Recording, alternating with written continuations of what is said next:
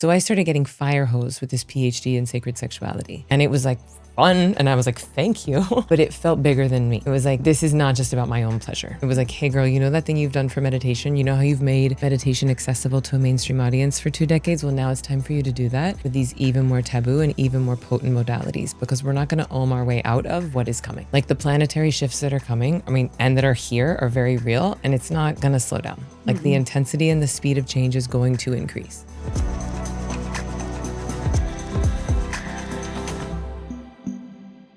I'm so honored you're here. Me too. You're such a gift to humanity. Oh, I mean it. And especially the feminine. blushing. It's true. I have watched you for so many years evolve, and to meet you in this moment on the Spiritual Hustler podcast, welcome. I mean, I feel like if ever there were spiritual hustlers, it's us. It's totally us. That's right. I received that. You wrote a book about, stressing less, accomplishing more, and you've evolved yourself. I think you and I we were talking before the show started about the timelines we've both been on, how unique they were to where we are now. And you're really a voice for the feminine reclamation, right? Yeah. Is that accurate? Yeah. It's not. I think it's part of my dharma. It's part of what I was put here to do, is to rebalance the masculine and feminine on the planet. And I think that starts inside of our own bodies. We got to balance the masculine and feminine inside of ourselves. And then once we have imprints of that individually, then we can start to see what that looks like societally. And the thing is, no one knows. Like in our civilization and recent history, we've never actually seen it. Correct. And so anytime I'm in a space or, our lives are so outrageously blessed, I get to live heaven on earth a lot of the time, where I just look around my life. I'm like, wait, let's see how good it can get. Yes, thank you, more please. And it's usually in that balance. And I just want to shout that from the rooftops. I'm like, wait, why isn't everyone doing this? It's really good. And I think that it's required to live heaven on earth, is the balancing of the two. Yeah, I think it's our responsibility to live heaven on earth, to create a new earth, to show the next generation that we did it. I feel, even though I don't have children, you're a single mom. I have nephews and a niece, and I think about them all the time. Yeah. Not just because I love them, but because of the work that I know I'm doing is what they're going to inherit.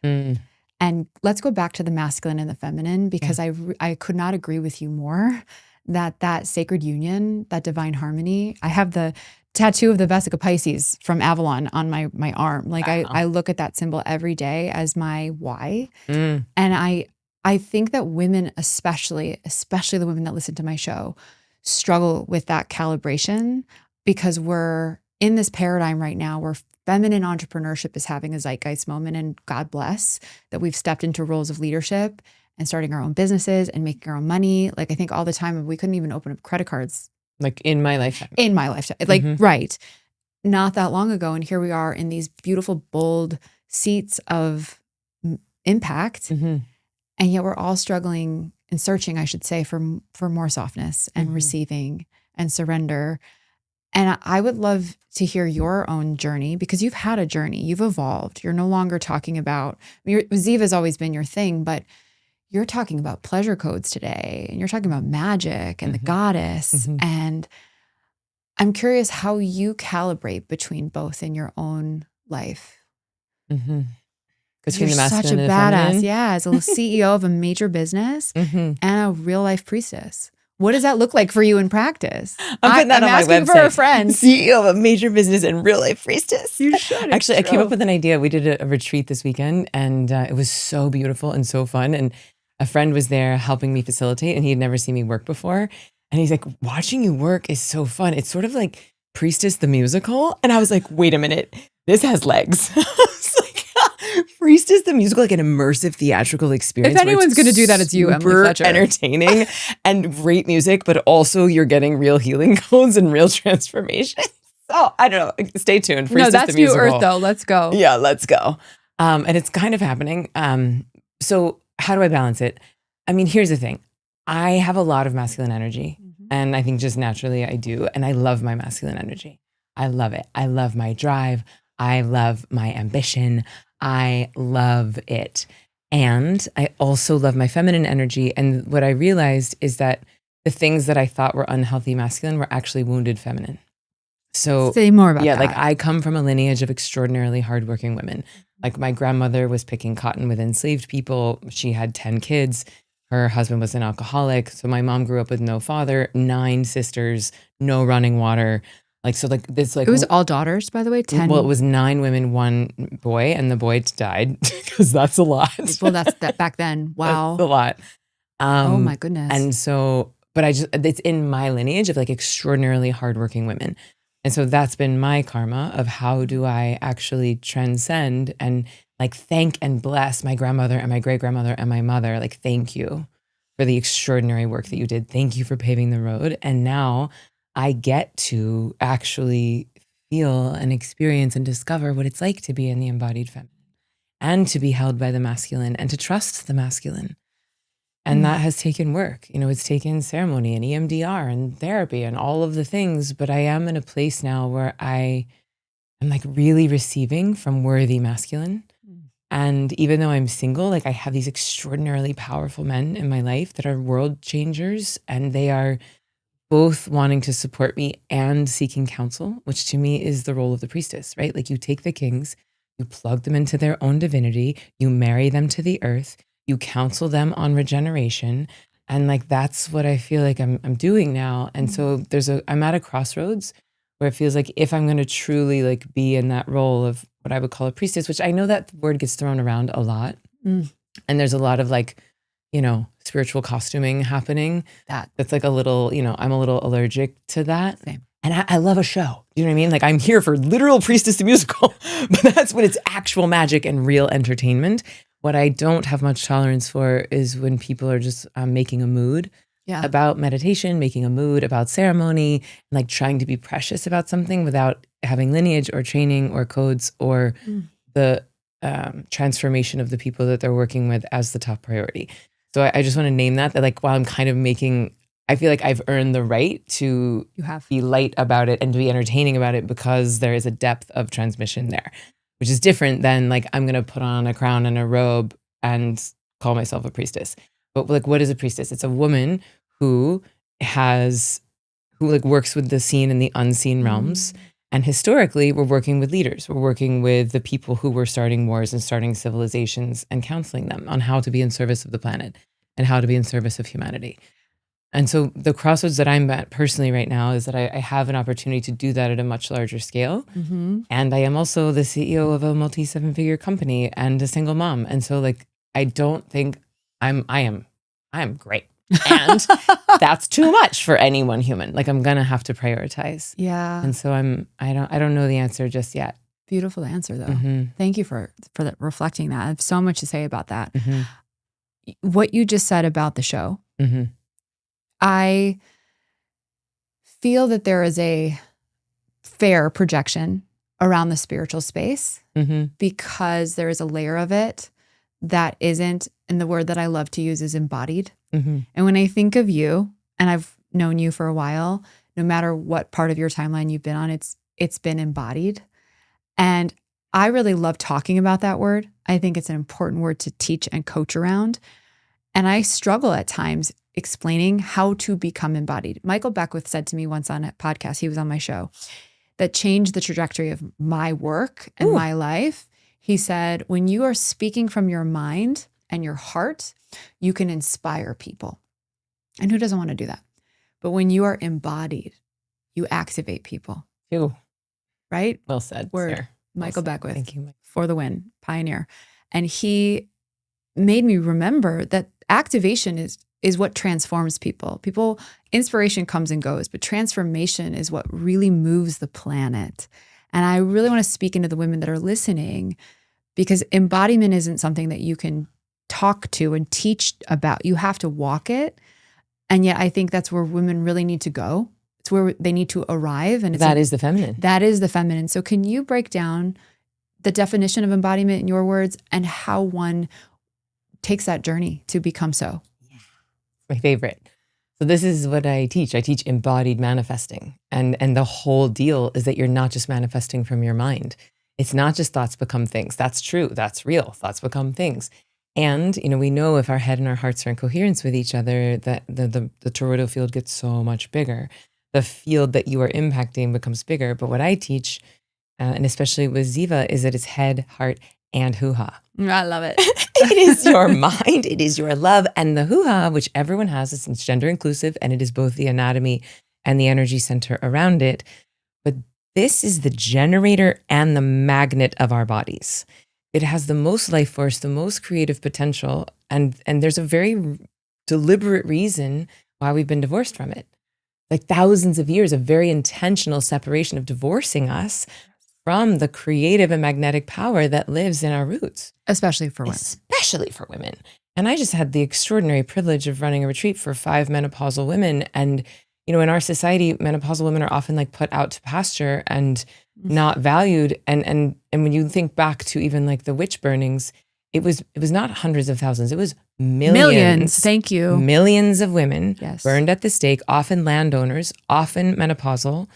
And I realized this weekend after seeing these women up close, and my whole body, I'm like, it makes me want to cry, and my whole body has goosebumps even talking about it. But the amount of power and wisdom and magnetism emanating from these women, especially once they turned on their life force, once they turned on their eros, it was like a field of world-changing power and magic. And Wow. and we are one of the only species, whales and humans are the only species who go through menopause. I fucking love whales. Because I'm excited to learn more about why.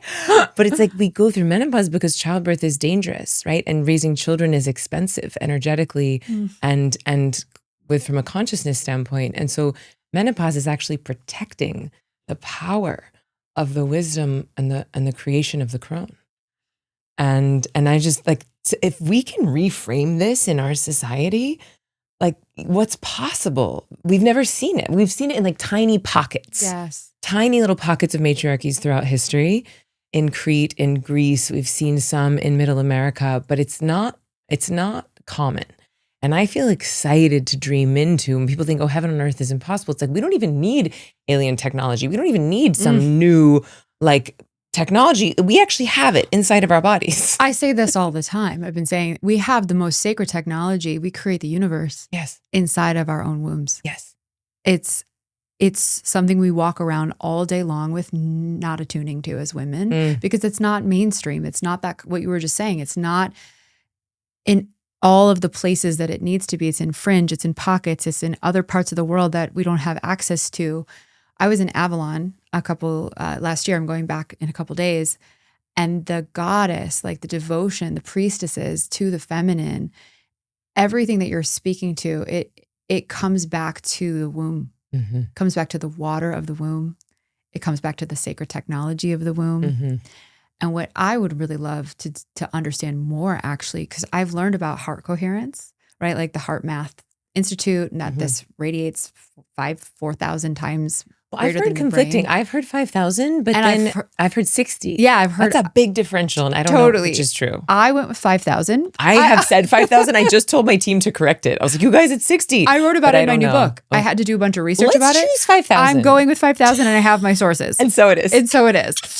But I want to talk about the energy of the hoo-ha. Yeah. Can we go there? Because totally. That's new for me. Yeah. And I know when I'm in a state of alignment, it's when my heart and my mind are in alignment. I become a channel. Back to embodiment, especially for women. Yeah. This is a part of us that has been so cut off for so many patriarchal embedded reasons. And abused. And shamed and erased. And we died for it.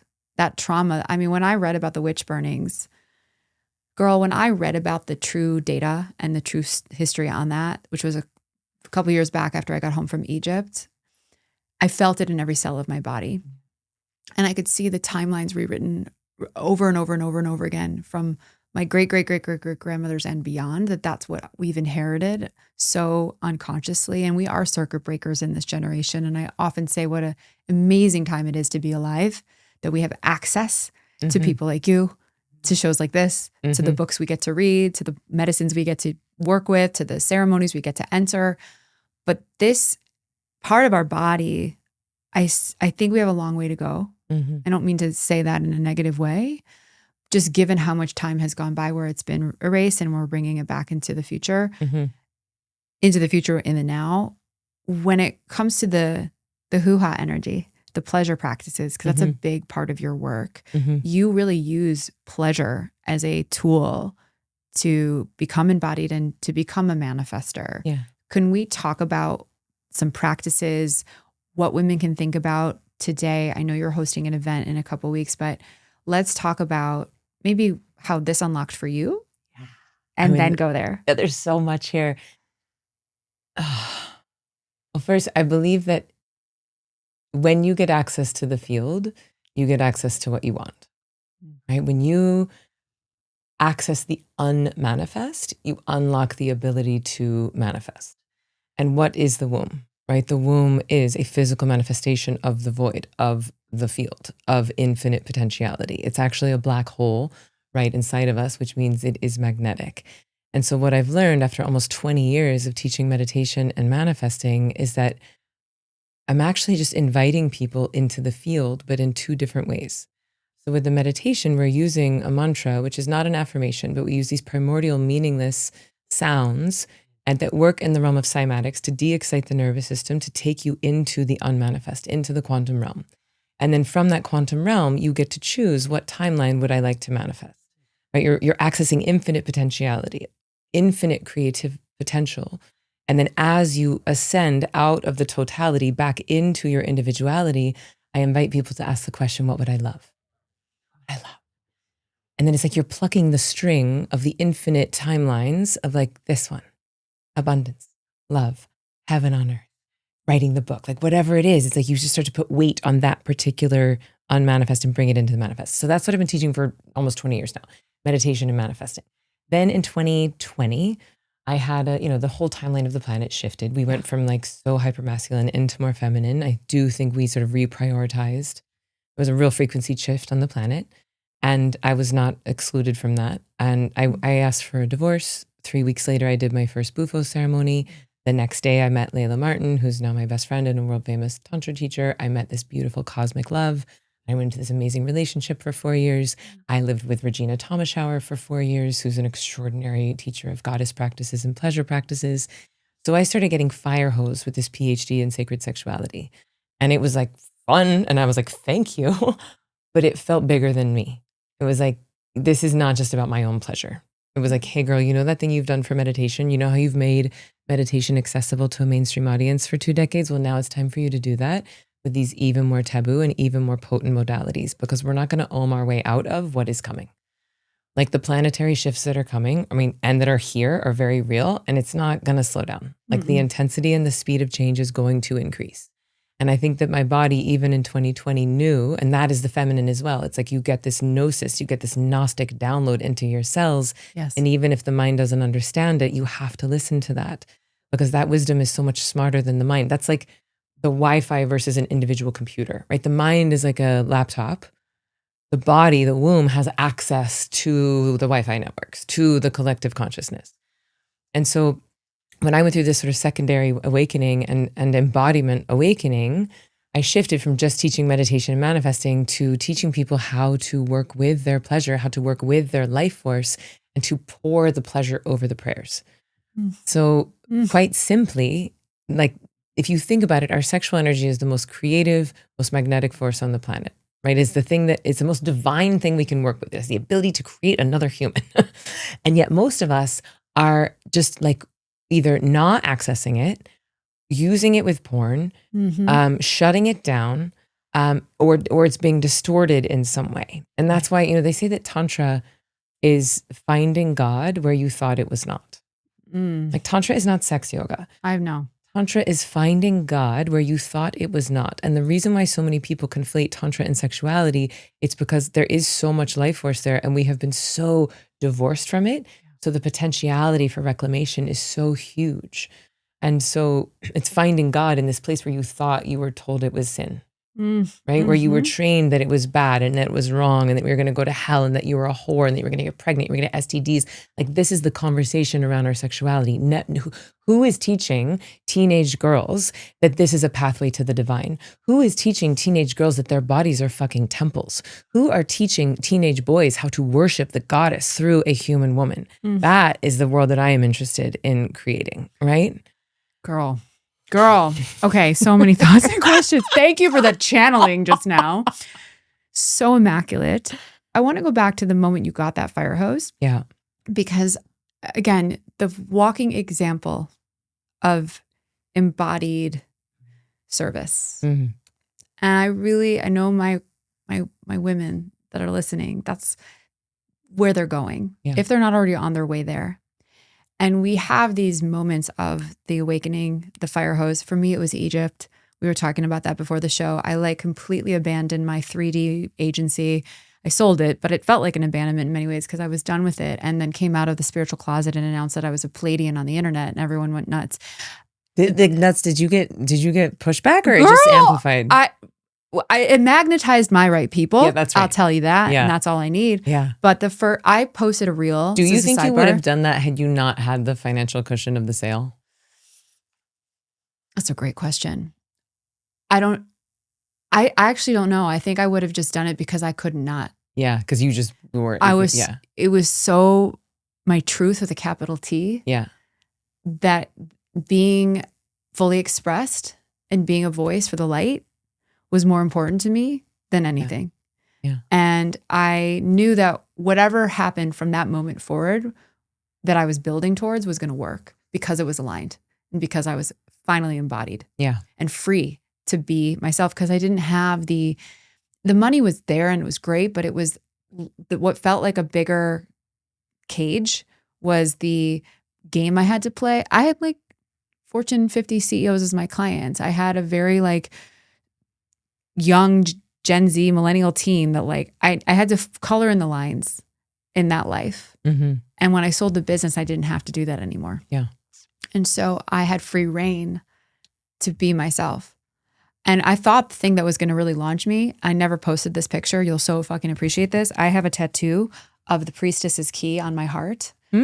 I got this in Costa Rica, and I have a photo when I got it of me naked holding my tits, covering my nipples with like just the tattoo, and it was a black and white photo and I wanted to post that pic. I said to my business partner who's still with me at the time, Alex, I'm like, when we sell the business, I'm posting that picture because that's me. Instead, I posted a video. I never got around to that. I posted a video of me talking about being a Palladian, and it went viral. It was my first viral video. Yeah. And I got a lot of Christians coming after me, calling me the devil. And then I sold a lot of books from that post. So I was Gucci. But I want to go back to you because I think that's what's probably inspired your community to jump into your world and your movement. And I think the same for me in my own right is the courage, is the bravery that it takes. Because I met you I think I met you in 2018, whenever your first book came out. Yeah, it came out in 2018. Yeah, you were #1 on Amazon. You crushed that launch. You were talking about meditation, making meditation, which is relatively quotidian at this point, and people are using it, and you did. Well, yes, and I feel proud of the role that I played in bringing meditation into the mainstream. The trick is that people think they're meditating now and they're not. Right. People are doing like a cute app or a guided YouTube video and people are calling everything meditation and they're like drinking a glass of water when they could be getting in the ocean. And so while yes, meditation is no longer considered woo, it is considered base.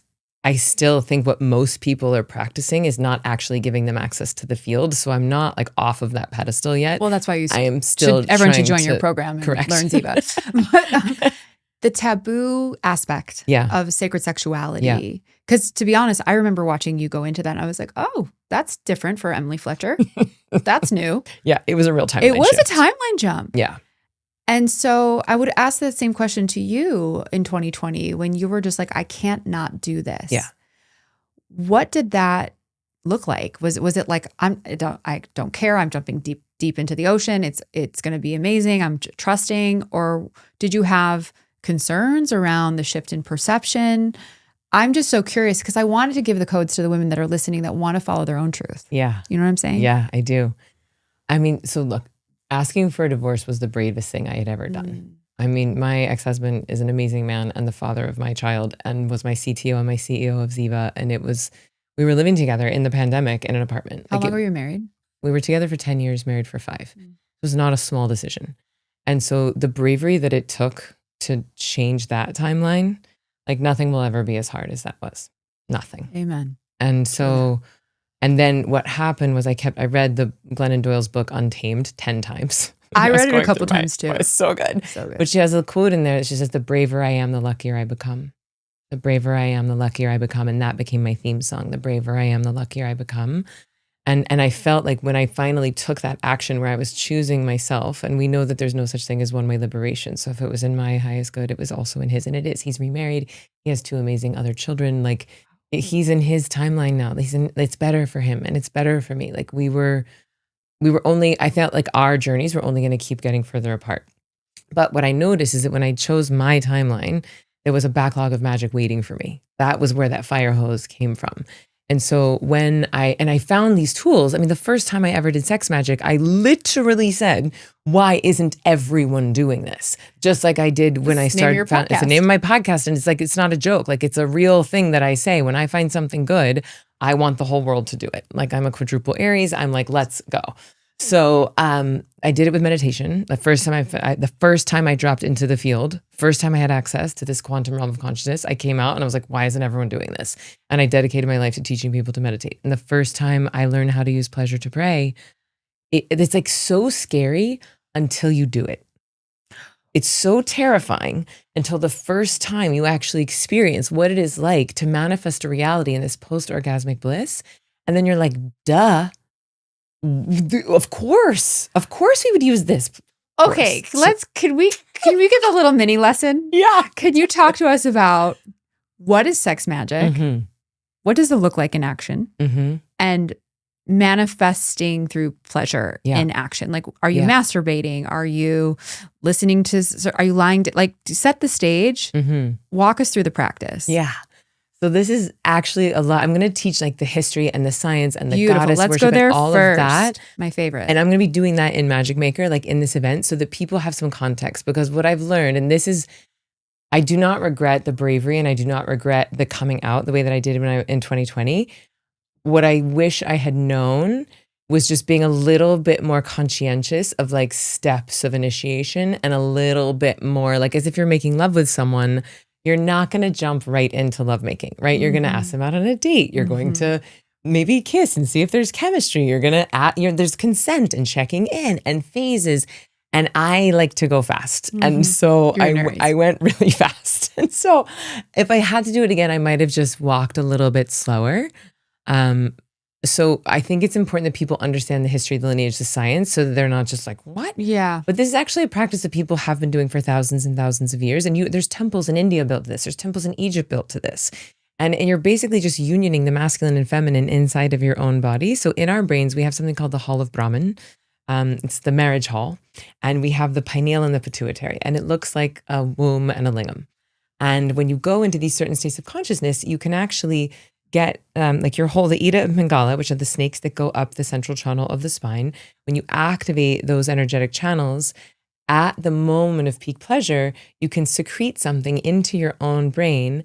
And it's like, I just said baby steps, but here we go.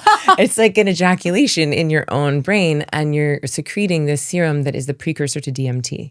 And DMT is the God particle. Yep. So it's like we're turning up the dial on our divinity, and that's not a euphemism. That's an actual neurochemical thing that is happening inside of this practice that people have been utilizing for thousands and thousands and thousands of years. And the reason why we've been told, well, that's wrong and that's bad and that's a sin and you're Satan, you're going to go to hell, is because it fucking works.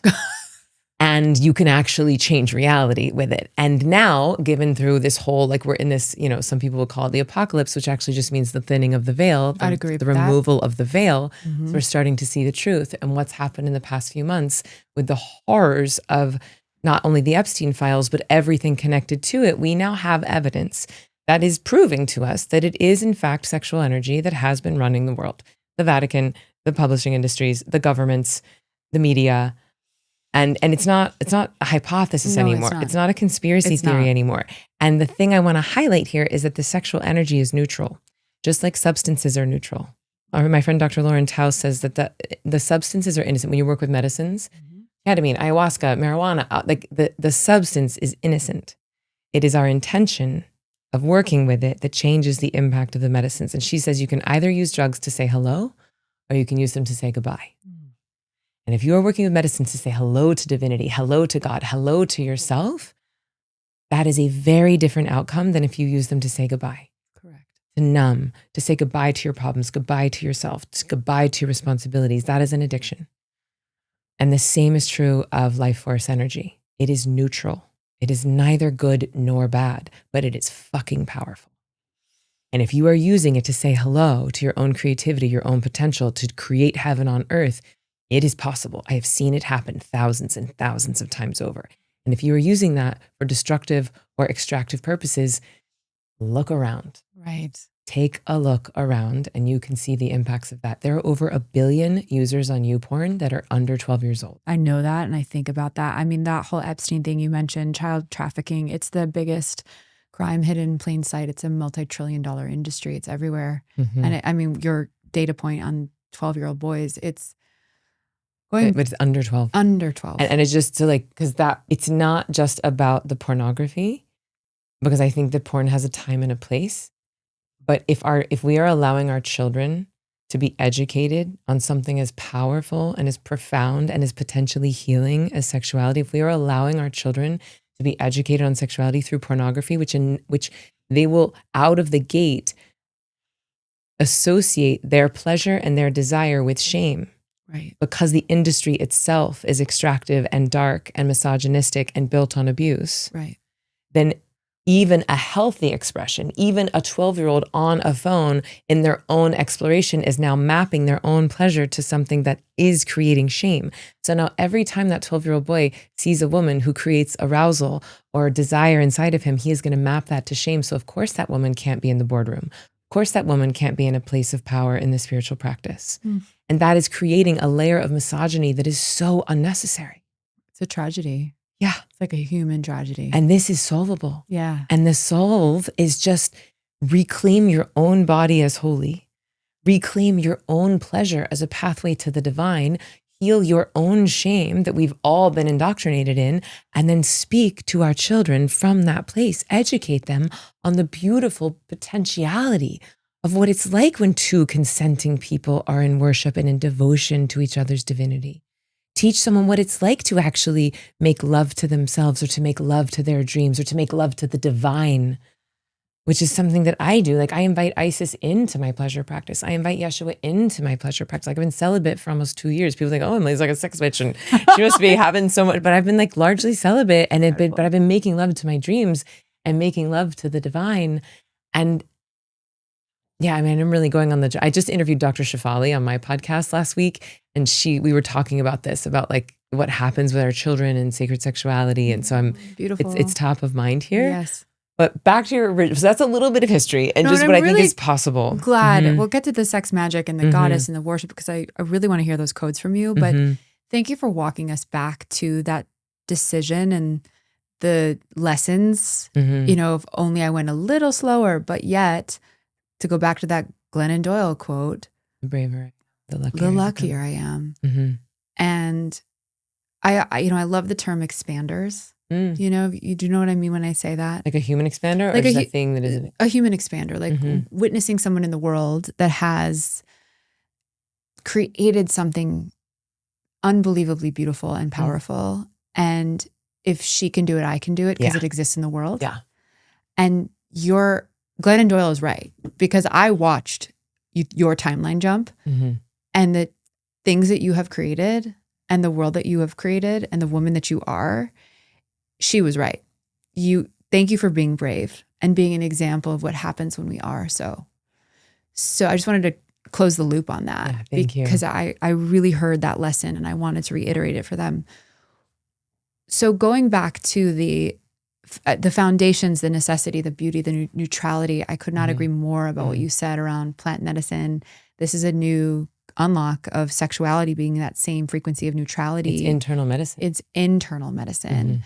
So I'm really curious, and if you can share, like when you say you're making love to Isis and Yeshua and going into the practice, and I know this is all what you're going to teach at your live event, but I'm for asking for a friend. Like, how do you do? And a friend is me. And a friend is me.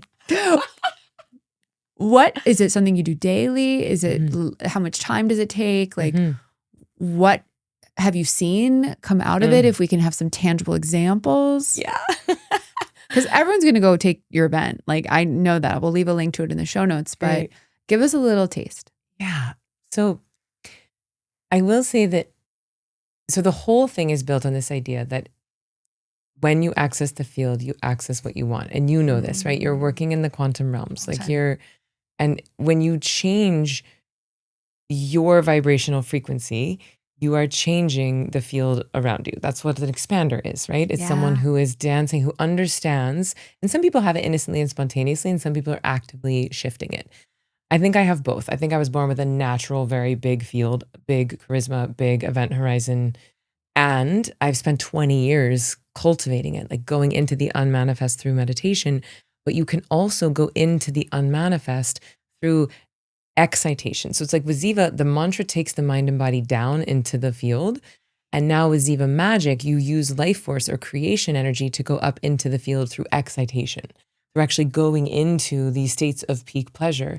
And if you think about it, orgasm in French is called le petit mort. It's the little death. And in meditation, we're practicing dying. We're practicing transcending the individuality and connecting with totality. And the same happens inside of orgasm. You are transcending individuality and going into totality, but through an entirely different channel. So it's like with Ziva, we're going down through meditation to the field and then up through pleasure into the field. But in both cases, you are accessing this realm of infinite potentiality, infinite creative potential.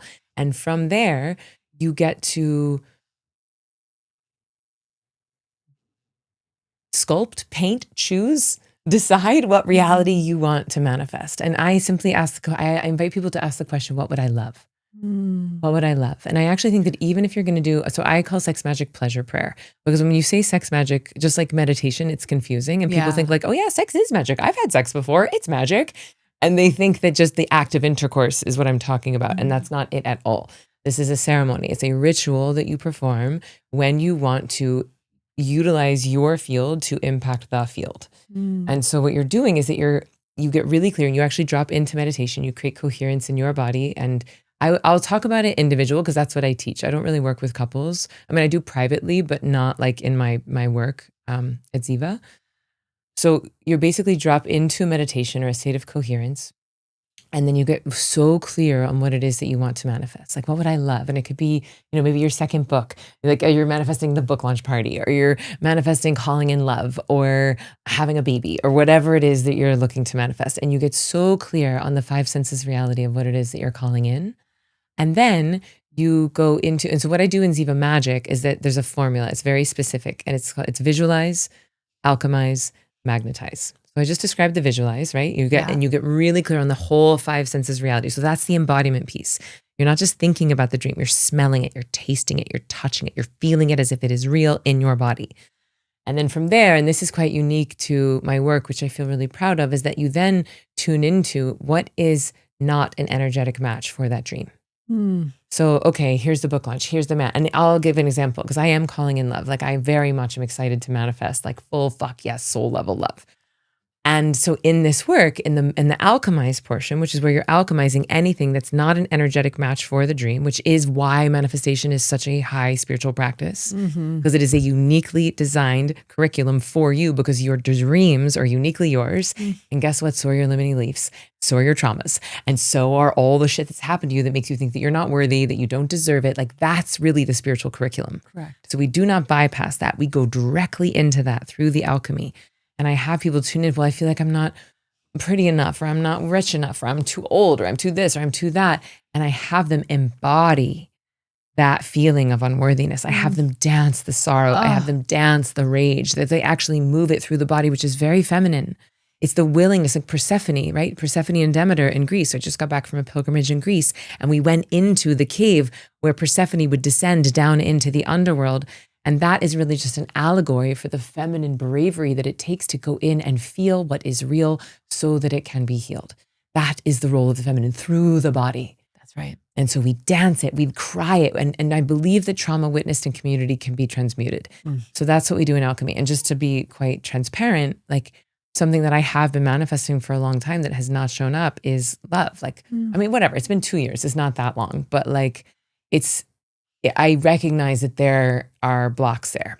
And so I've been dancing with the blocks. And I said out loud to my therapist like a year ago, I was like, oh yeah, well, if I were to attract a man as powerful as me, it would be lethal. And I was like, wait, who said that? Yeah. Do I believe that? And because I am powerful, like I am a force of nature. And so there was a part of me that believed that if I were to attract a man as powerful as me, that it would not be safe. And so that's my work. That's what I get to alchemize. I get to go find those pieces of me that didn't feel safe, that felt, scared or afraid or protected. And so I've been dancing with those, grieving those, crying those out, writing those out, doing the therapy. And then through that alchemy, it is clearing my channel, clearing my vessel so that I can then magnetize.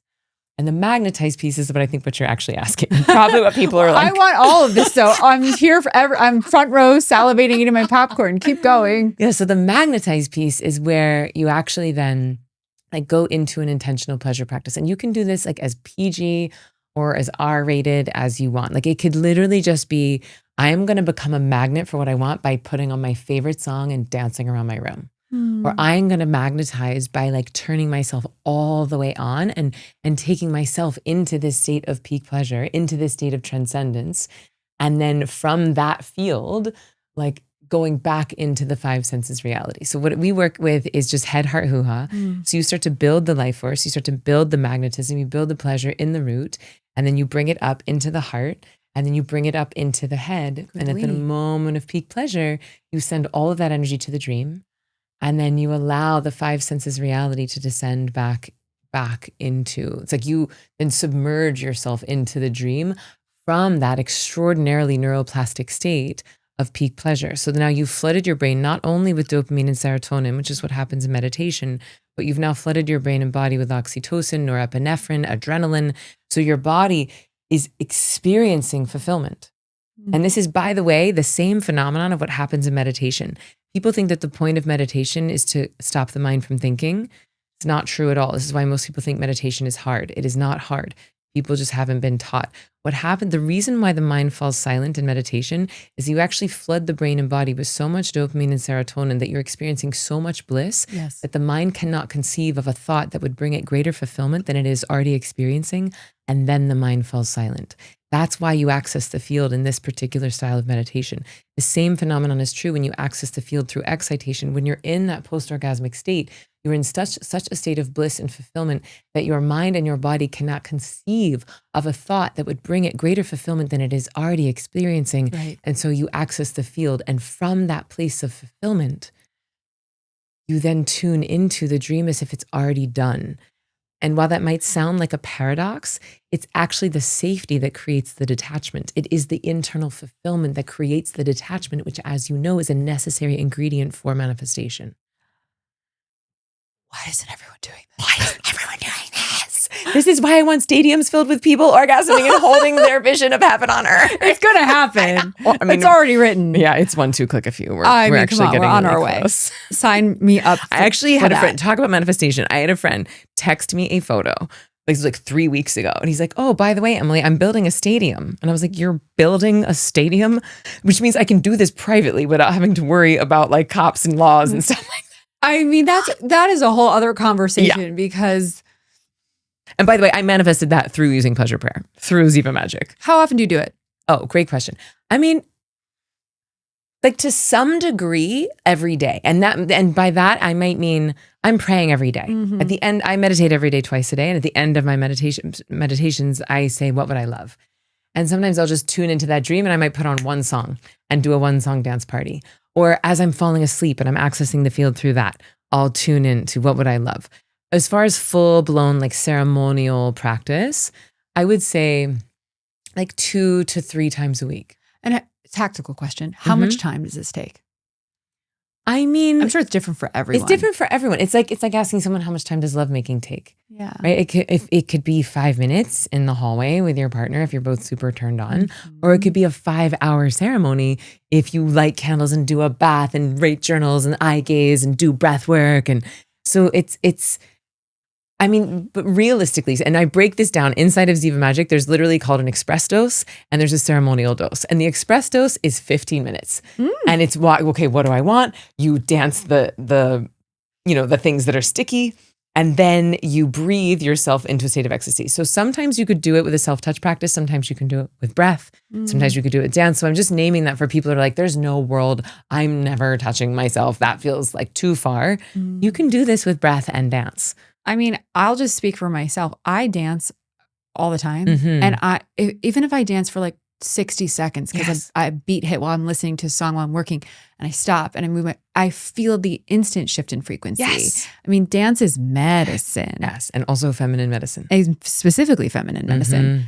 And breath work. I mean, I've reached states of consciousness that like transcend plant medicine in a breath work ceremony. I think a lot of people could say that. Yes. So I love that these are so fundamentally accessible for anyone. And I honestly, I fucking can't wait to get down with all the hoo-ha magic, frankly. And I'm sure everyone listening too. Tell us about your event that's happening this month. Yeah. So it's called Magic Maker. And we're going to go deep on the history and the science and the neuroscience of these ancient modalities that have been hiding in plain sight that we've forgotten, and specifically how you can use meditation and manifesting to embody heaven on earth. And I think if we get enough individuals embodying heaven on earth, then we get to shift planetary consciousness. But it's totally free. It's 3 days. And we're going to be dancing with this idea of why meditation and manifesting are so much more powerful together, and why this particular style of meditation is not like other styles of meditation. And because I invite people to come in with an open mind, because it's meditation and manifesting not like you've ever seen before. Clearly. And certainly those two together are it's like the whole is so much greater than the sum of its parts.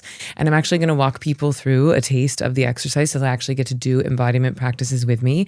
And it's going to be a mini container and ceremony because we're doing it over the course of about a week and a half. Wow. And so I'm going to have a community. My guides are going to be there. My team is going to be there. And I'm going to be giving people manifestation opportunities and assignments and challenges, meaning like simple ones, but just like, and I'll give one, and people listening now, like as you're falling asleep tonight, one of the homework assignments we're going to do in Magic Maker, and you can do it tonight, like as you fall asleep, say out loud, like just as you're about to enter the field, I see so much evidence of magic all around me.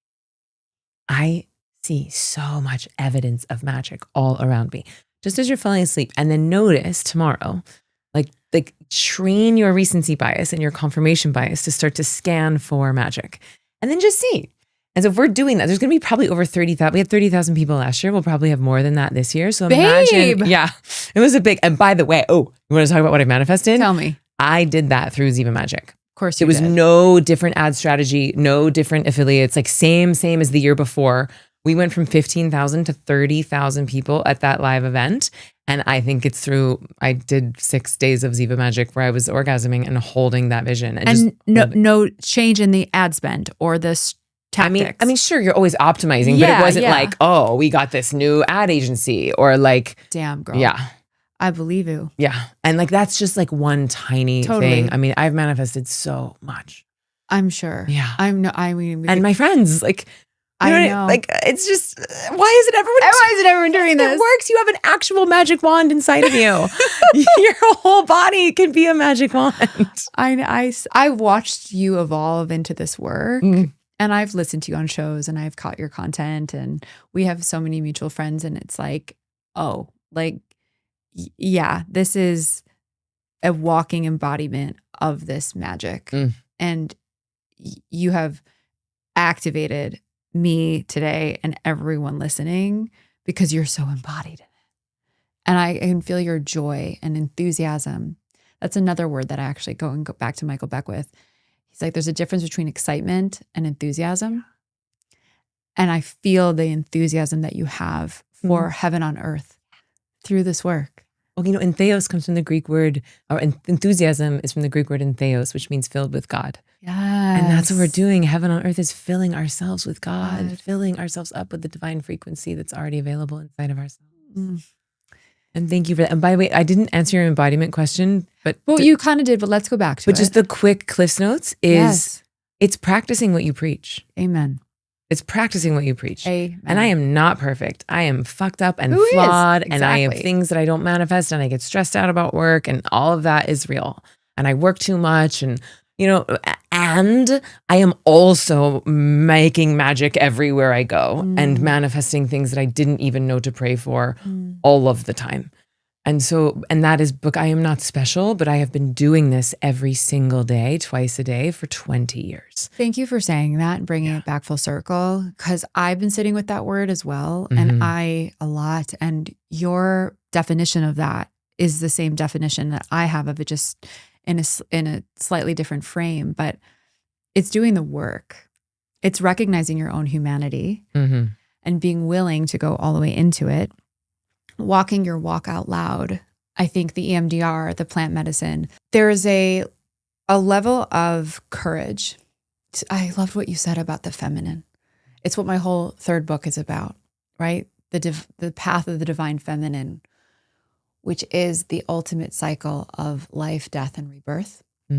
Going deep down into the Persephone cave to come back to meet your own humanity, to come back with God consciousness and live from a place of love and oneness and bravery and continued service to do your own work in service of humanity. And that, when you commit to that, that is such a hard, brave, I don't want to name it as hard or cast it, but it's a big invitation to really look at your own humanity and accept all of it, the beauty.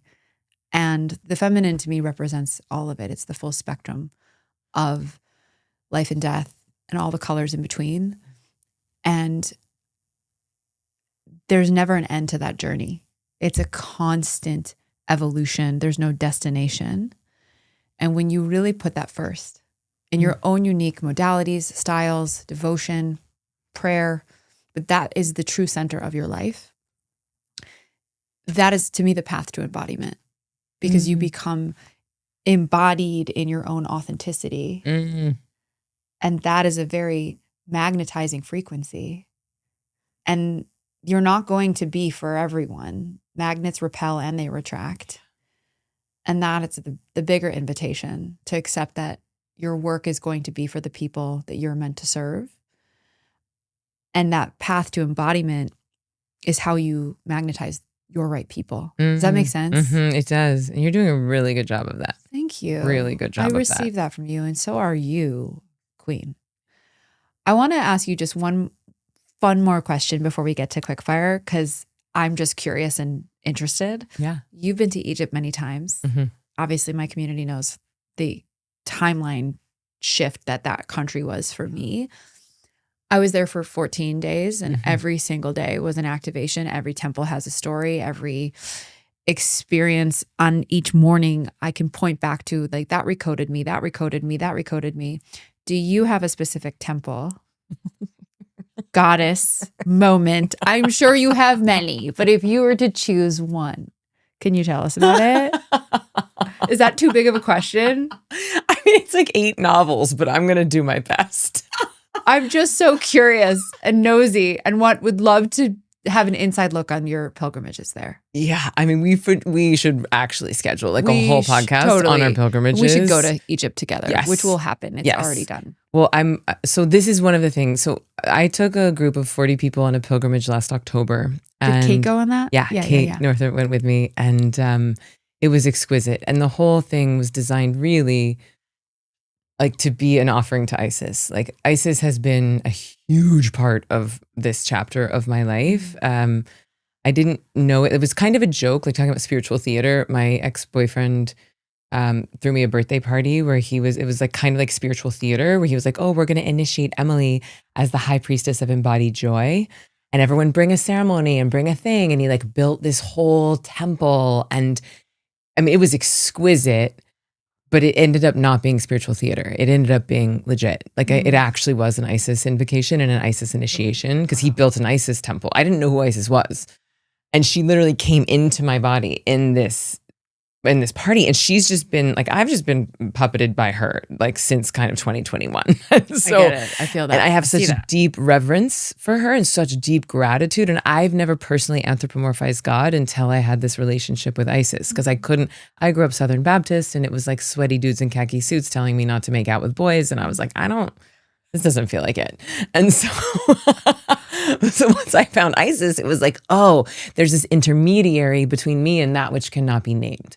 And I could see myself inside of her, and she's the mother and the lover. And I think that union of the mother codes and the lover codes is so desperately needed on our planet because we've done the Madonna whore bifurcation. Yes. And no one understands that Mary Magdalene was a priestess of Isis. No one understands that Mother Mary was actually an Isis in the priestess lineage of Isis. I wrote the book. I wrote a chapter on that. Continue. Great. Thank you. So basically we were starting in Aswan, which is at the root, and I had everyone bring offerings from their land to bring to the Isis temple. And then we were going up the Nile and traveling up the chakra system, treating the Nile as if it is the human body. And so each temple represents a certain chakra on the body. So we went from Aswan at the root all the way up to Cairo, which is very much like what we do in Ziva Magic, where it goes hoo-ha, heart, head. And then we were climaxing literally and figuratively at the pyramids, planting the prayers for doing ceremony at scale at those pyramids, because there is something in my body, and I do not understand it with my mind, but there is some sort of a dharmic imperative inside of me that knows that we need to shift the frequencies of those antennas, because I think that the pyramids are these like very important interplanetary antennas, and right now they feel distorted to me. They do. And they feel protected, and I don't know, but it feels significant of what happens when we shift that. And so I've been envisioning ceremony at scale at the pyramids for a long time, like specifically 13,000 people there holding the vision of heaven on earth and bringing themselves into very high states of consciousness. So anyone that's curious if Ziva Magic works, we did Ziva Magic there at the pyramids last October. This October, there will be 13,000 people on the new moon, 10/10, the first ever like conscious music festival. And I am leading the opening ceremony and brought in a bunch of my witch friends who are also DJs. And we are going to have a whole team of people. I don't know if I can say this or not, but we're going to basically, it's going to be like theater. But this October? Correct. Is this ticket still available? Mm-hmm. What? So like it's literally 1 year to the day from when we did this ceremony. It's happening, and that is going to be planting prayers for like an actual. So this one has to be a little, it's an EDM festival, and there's going to be an opening ceremony planting the prayers before the EDM festival. So it's baby steps. Yes. But this one is planting the prayers for in 2027. There's going to be an eclipse happening, 6 minutes of full totality in Luxor. And many different people are doing events in Luxor. And so I'm working on bringing everyone back to the pyramids afterwards and then doing like an actual day of ceremony.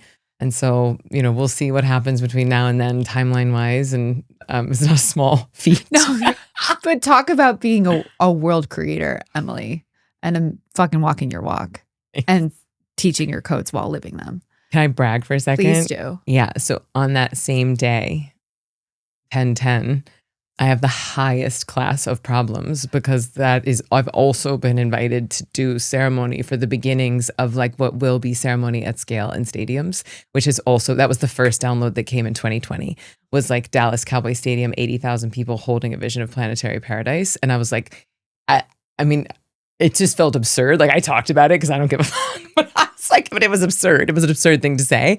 And now I brag that in less than 5 years, not only are they both happening, but they're both happening on the same day. And I'm going to have to choose. That's what I would call a delicious problem. Yeah. So basically everyone go to your event and follow your codes. Yeah. Go to Magic Maker, because be your they authentic work. self. Yes. Yeah. Be brave. We'll leave a link in the show notes. Thank you. I want to thank the universe for putting us on the planet at the same time. Yes. We've got stuff to do together. Seriously, I don't know what it is, but this is just the beginning. Yeah. The time. Final few questions. Yeah. Talk offline. These are my quick fires. Okay. I know the answer to one of them already, but it's just fun to ask anyway. Well, let's start with your favorite. Do you have a favorite spiritual book? A book that changed your life? So many, but actually the Magdalene manuscripts. It's a real initiation. Oh, and Womb Awakening. Well, what's up? I have that on my... It is so good. I did not... Every woman needs to read that book. Every woman needs to read that book, Womb Awakening. Sarah was on my podcast. Ooh, great. She's Love an a intro. full fucking witch. I will totally introduce you to her. I wanna... She should be on your podcast. Yes. She is a witch in the woods and the world needs to know about her. She is not of this earth. Yes. That book, which she wrote with her husband. Yes. Everyone needs to read that book. It's so good. If you have a vagina, you need to read that book. And not, totally. And men should read that book too. It was co-written by her and her husband. Yes. Which is the masculine and feminine working together. Correct. I would go to Burning Man and I would not go out. I would just sit in my little yurt with my headphones on and listen to that book. It's that good. I get that. I 100% get that. Okay. Do you have, well, you already answered it. One of my questions is, this is why you're such a perfect guest for my show. The questions are, do you have a certain deity or goddess that you work with? You already answered that. Isis. But Hathor came in Egypt. And like I went to give devotion to Isis, but those codes were already deeply installed. I got the Hathor codes. When we got on our boat to go up the Nile, there were 36 hand-carved statues of Sekhmet. And I sat down and I was like, oh boy. And it was a Sekhmet kind of journey. It was not easy. Girl, I bet. Oh, it was not easy. Really quick sidebar. When I first got to Egypt, the first night that I got there, I was jet lagged. I was burnt the fuck out. I was on the I knew my body, I was going to get the flu. First night. And I said to the guides, I'm like, I have to skip tomorrow and just sleep. And I slept for 14 hours and she came into my dream, Sekhmet. I've never had a lucid visitation from a goddess like that in my life. I had heard of her on the periphery, but I didn't know much about her. She came in and she destroyed me. She chewed me up. I was burning red hot, choking, coughing, sweating, twisting, turning. She alchemized all of the sickness out of my body and I woke up fine. Wow. She came to prepare me so I could do that pilgrimage. Thank you, Sekhmet. Seriously. You're lucky that it happened so quickly, and not lucky. I think that you were available and open to being alchemized. Yes, I was. And thank you for giving an example of the power and the speed of alchemy if you're willing to go all the way in. Amen. It's the resisting of the feelings that creates so much pain. But a lot of people on my trip were not, like Sekhmet was destroying the timelines and burning down that which was not relevant. And it was rough. No, it's rough, but I was here for it. Egypt is not for everyone. It's not for everyone, and it's no joke, and it will fuck you up, but in the best way. Yeah. Do you believe in aliens? And I think I know the answer to that, but so what alien are you? What species do you think you come from? So I have felt a large affinity with Pleiadians. I think that's probably why we're here. And it's so funny. I'll interview people on my podcast and we'll like turn it off, and then they'll start talking about all the alien stuff.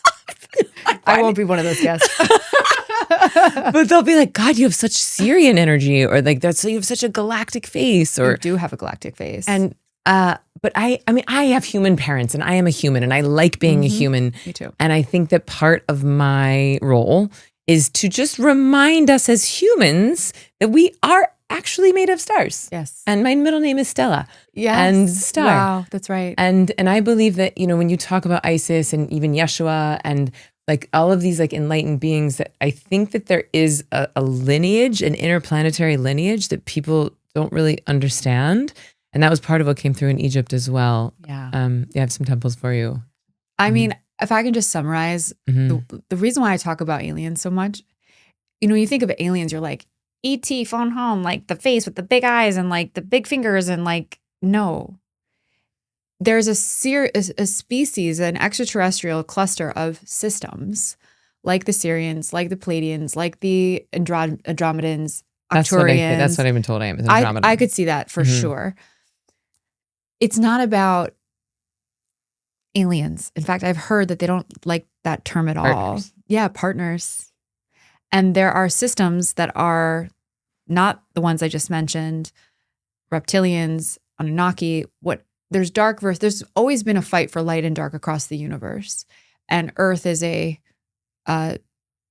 war zone, really. Well, it was. They both sides came here to seed their own agenda. The light had an agenda, so did the dark. When I say alien, I'm giving people a compliment that they are here for the light. They're here to raise consciousness, raise the frequency, raise the dimensionality of how we move through life with more light and pure potential. Yeah. And so I had to explain that a couple of days ago to a bunch of friends who were like, why do you talk about aliens so much? Not because I'm trying to diagnose your DNA. It's light workers. Thank you. Okay, I digress. Do you... you ask everyone on your show if they believe in aliens, Absolutely. And if so, what do they identify with? I actually just asked, do you believe in aliens, yes or no? Okay. But I knew your answer was yes. So I just went to the second question. Look, there's no way you go to Egypt. If your eyes are open, there's no way you go to Egypt and leave there being like, we're the only species on the planet, in the universe, which is so arrogant. It is. Billions of galaxies. Thank you. Billions of stars. And we think we're the only conscious life force. That's just silly. And it's like wrong science. Correct. It's period. Yeah. Look it up. Harvard and NASA would say the same. And Stanford. And Stanford, yes, they all do. I And now Fox News. Exactly. Bill Maher. All right, final question. You've answered it in so many ways, sister, on this show, but I'm going to ask it directly. The final question is, what does it mean to you to be a co-creator of the new Earth Rising? I love this question. Well, to me, that question intimates that we're co-creating it together as a species, that we're co-creating it with the divine. And, I love the Charles Eisenstein quote of that we're birthing the more beautiful earth that our hearts know is possible. We're birthing the more beautiful earth that our hearts know is possible. And I think it goes back to this conversation of a lot of people think, well, AI is going to destroy us, or AI is going to save us, or the aliens are going to destroy us, or the aliens are going to save us. And I think, nope, AI and the aliens do not have that power. All of it is incumbent on and dependent on our own state of consciousness. And I believe that if we shift our own state of consciousness, then we can work with AI, which is, I call it amplified intelligence. And it can amplify the state of consciousness that we're in, where we can create planetary paradise. And the converse is also true. I think the same is also true of other species. I think that they are waiting until we are at a state of consciousness before they will be more open. Correct. But if we can get to a level of coherence and collaboration and consciousness, then they will be there as partners and tools to help us remember. And the same is also true. And so good news, we get to choose heaven or hell. And so what are you choosing right here, right now? Are you going to meditate today? Are you going to do pleasure practice today? Are you going to exercise today? Are you going to eat your vegetables today? Are you going to call your mom today? Are you going to be kind today? Because it's real simple. Real simple. So simple. It's not easy, but it's simple. Sister, thank you. Thank you for being here and for allowing me to see you and the way you see me, and all the women listening getting activated by your magic has been one of the biggest gifts on my podcast. Yes. Thank you. I agree. You're amazing. I really admire you. I was saying my whole Instagram feed is your closet, and now I've been in the closet. Yes, you have. But I admire your bravery. I admire your brilliance. I admire your authenticity and your bravery in putting yourself out there and boldly speaking about all of this, aliens and goddesses, and yes. And also being an example of not just doing it in the woods by yourself, but doing it out loud and doing it in your business and creating abundance around it and being unapologetic around that. It's fucking beautiful. Bravo. I receive that, and I reflect all of that gratitude to you. I see you as clearly as you see me. I think that's why we found each other. We got to do this together. It's a co-creation. It's way more fun. And this battle is too big for anyone to do. Absolutely. It takes a village. Yeah. Thank you for everything, for existing. I'm not kidding. You know that song that's all over Spotify now? It's I get paid to exist. Abundance on my list. Yeah. How do I get paid to just orgasm and exist? We're working on it. I am getting close. And you're getting really close. I love you. Love you too. It was everything. Let's go. We're just getting started. We're just getting started. Mwah. Love you.